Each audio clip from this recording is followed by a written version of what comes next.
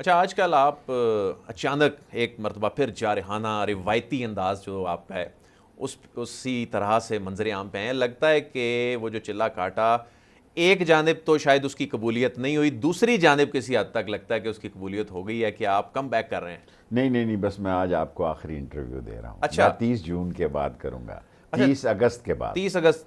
یہ تیس کوئی خاص اگست لاسٹ میری. لاجک ہے اس کے پیچھے؟ ہاں میں سمجھتا ہوں کہ یہ 58 بلین 38 ارب کا جو ٹیکس ہے، اور یہ 60 سے 80 روپے لیوی اور 15 سے 18 روپے کا سیلز ٹیکس میں اضافہ. میں اپنے محلے میں ناکام ہو گیا ہوں جی.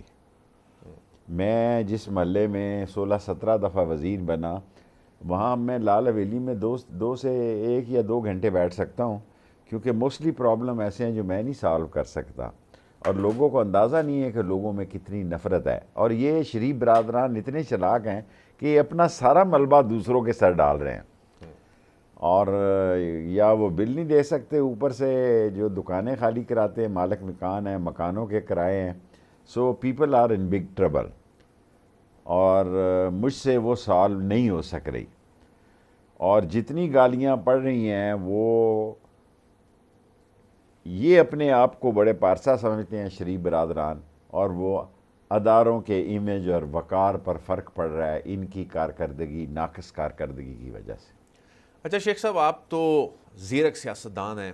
ہمیشہ آپ کی جو کیلکولیشنز ہیں وہ میڈیا کی زینت بنتی رہیں، آپ کی جو پریڈکشنز ہیں وہ پوری بھی ہوئیں، اور لوگوں کی نظر ہوتی تھی کہ جو آپ پریڈکشنز کر رہے ہیں.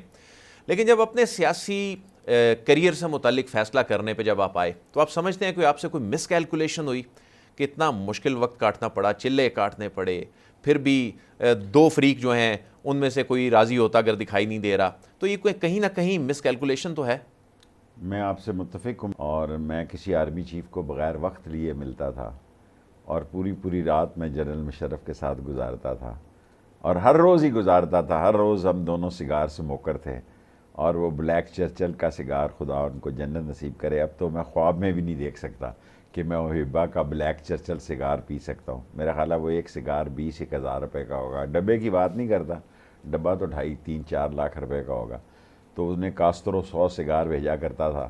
تو صاحبہ بھابھی جو ہے وہ ذرا بڑی خلاف، وہ سگار سارے میں نے ہی ختم کیا ہے بالآخر. میرے خیال میں یہ نہیں سوچ سکتا تھا کہ مجھے اٹھا کے 40 دن کے لیے، لیکن ایون دین لوگوں کے ساتھ جو کچھ ہوا، جو بتاتے ہیں، میرے ساتھ وہ نہیں ہوا. مجھے انہوں نے لیٹنے کا وہ کیا ہوتا ہے، گدا بھی دیا، اور